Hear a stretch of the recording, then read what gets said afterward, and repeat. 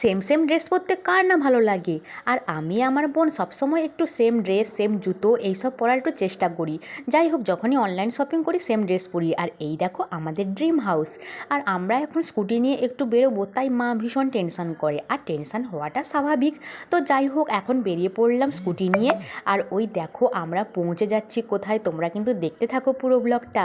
চলে এলাম সোনা দোকানে, আর সোনা দোকানে দুই বোনে চলে এলাম, মা ছাড়াই আমরা এখন কত বড় হয়ে গেছি। তো যাই হোক, এখানে বোন ওয়েট করছে, দেখো মুখখানা ওয়েট করতে করতে যেন বোর হয়ে যাচ্ছে, কারণ সোনার দোকানের কাকুটা আসতে একটু দেরি করছে। তারপরে আমরা দেখতে থাকলাম বসে বসে কি করব, এই যে কানের দুল দেখছি, আংটি দেখছি, এগুলোই করছি। আর বেশি নেওয়ার থেকে মনে হয় বেশি দেখাই চলছে। তারপরে চলে এলাম আমার পাশে মামা বাড়ি, তো মামা বাড়ি চলে এলাম।